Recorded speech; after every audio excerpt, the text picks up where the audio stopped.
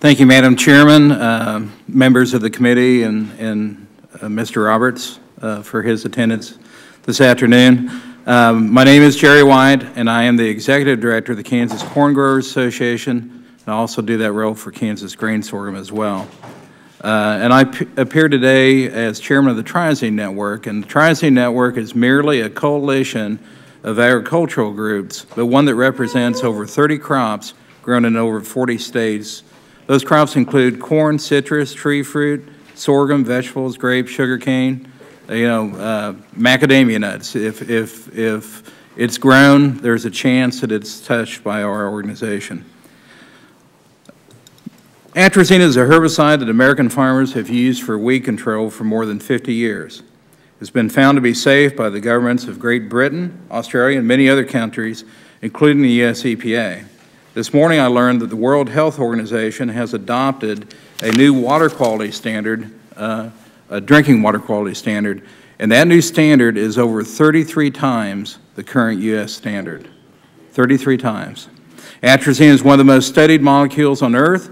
On multiple occasions over the past decade, EPA has declared the product safe after rigorous scientific review using the highest quality data, and even as recently as last July.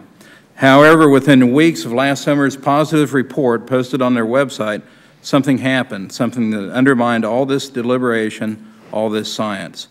By the end of August of last year, a raft of spurious ecological epidemiology studies began to appear.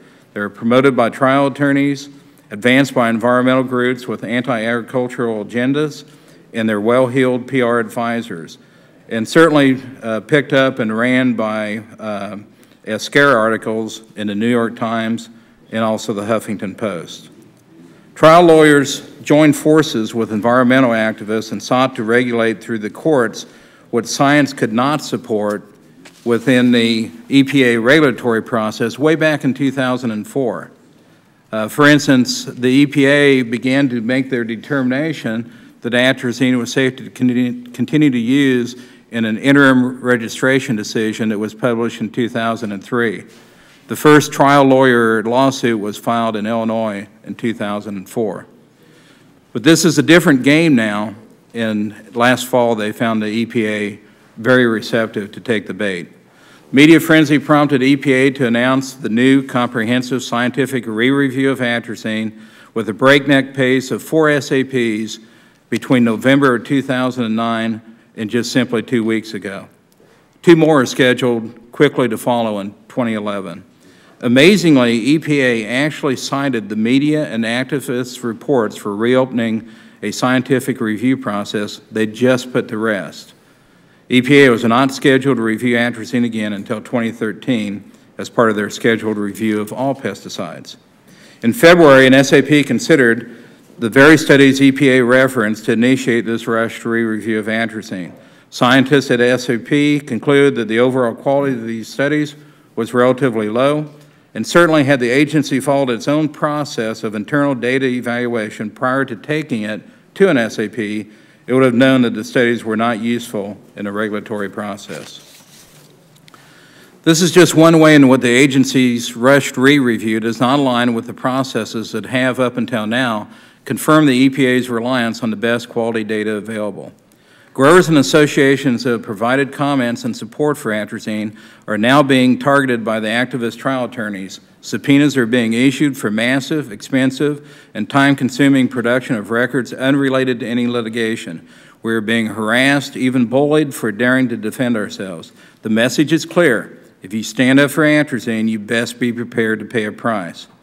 I testified in support of atrazine at last week's SAP, sharing our concerns over trial attorney harassment of stakeholders as part of my comments.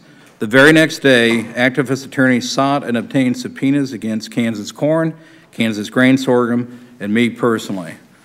These subpoenas, not only do they intend to come into my offices on the 30th without any prior discussion whether my office might be available, they require me to be in Garnett, Kansas on the 30th at 10 o'clock, as well as Olathe, Kansas on the 30th at 10 o'clock, depending on which hat I'm wearing, I guess, that day.